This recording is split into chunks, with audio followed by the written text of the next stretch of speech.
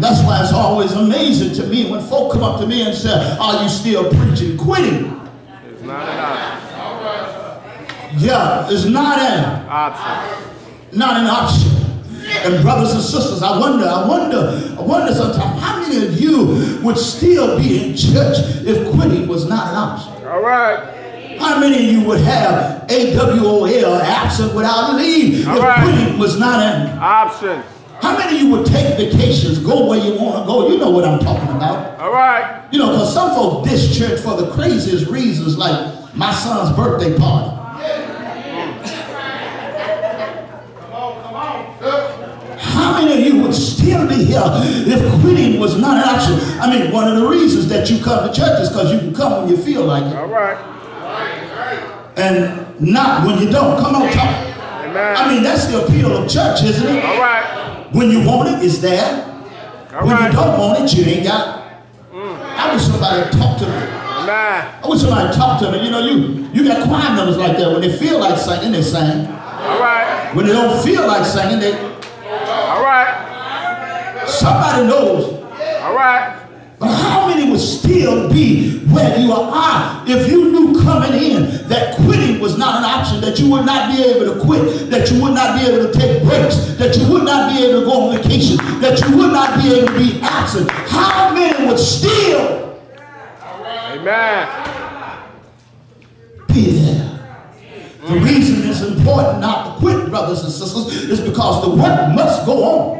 Amen. Can I tell you that? Amen. I said, can I tell you that? Amen. Whether you're here or not, the work still has to go on. I want somebody to help me help. All right. Whether you're here on the nurses or not, the nurses' work still got to go on. Whether you're here to sing or not, singing still has to go. Somebody gonna help me after a while. Right. Whether you're here to keep the door or not, somebody, the work must still go on.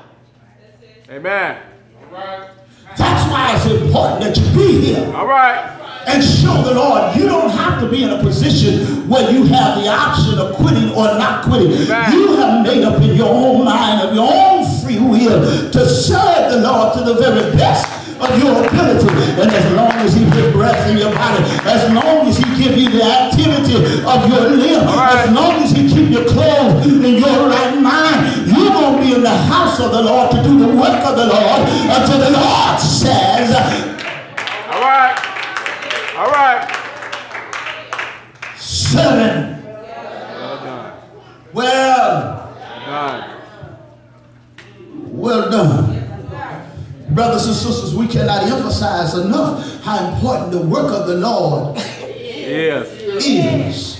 Because it's important, it don't wait for you to get well. All right. All right.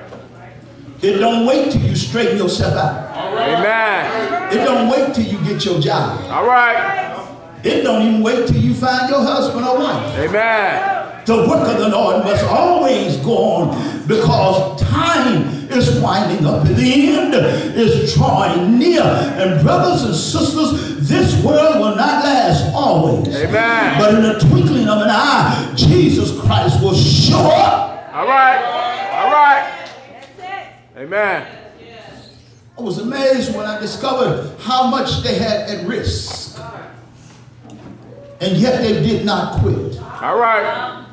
They was about to be stoned, brothers and sisters. One of the most painful deaths in the world is to have people throw stone All right. at you until you die. Stone, stone upon stone, stone in the face, stone in the head, stone in the ear, stone everywhere until you die. I mean, ouch, don't stop it. All right.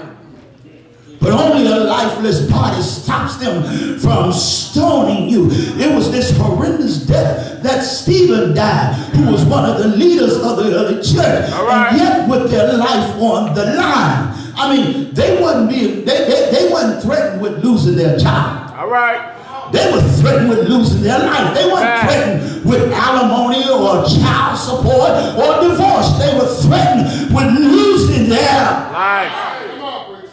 And yet they gave it all. Amen. And just went up the road just a little bit further to preach. All right. The gospel. Amen. Simply because quitting was not an option. Amen. And because they were obedient to the Holy Ghost, the Lord took care of them. Amen. And I discovered, if you want your situation to get better, just do what the Lord says. Amen. And don't let nothing come between you and what you're doing for the Lord. You are hallelujah. If you deny yourself, if you keep on working in spite of how you feel, I come to tell you, the Lord will take care of you. Do I have a witness here? I got to close here and go to my seat. But every preacher, even though he don't have the option of quitting, every preacher at some point in their life think about quitting. Did you hear what I'm saying? And I know what you're saying. You said, well, Reverend Johnson, have you ever thought about quitting? Yes, I have. Because sometimes it seems like the harder you work, the worse things get. Did you hear what I'm saying? And there are times when you show up on Sunday, you just don't feel like a whole lot of mess in your head. There's always 2 or 3 in the midst of the worship experience, always stirring up a little mess. Do I have a witness here? So I do.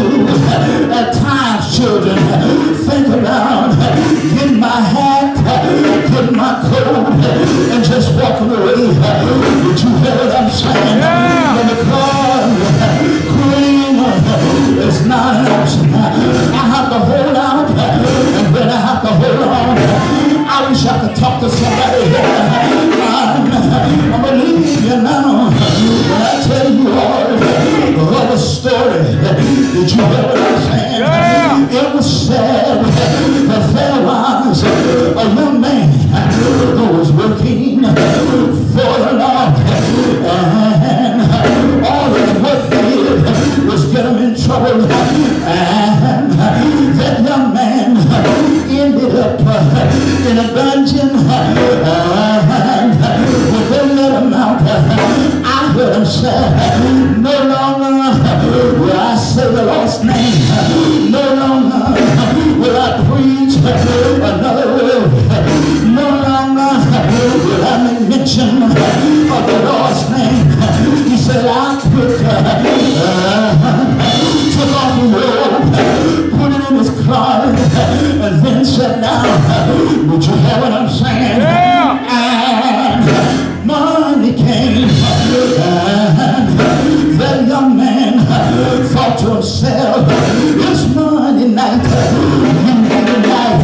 so he went to his closet to get a robe, thought about what he said, turned around, and then sat down. Did you hear what I'm saying? And Tuesday came, and that young man thought to himself, it's Bible class night, so he went to his closet to get the robe, thought about what he said, turned around, and then sat down.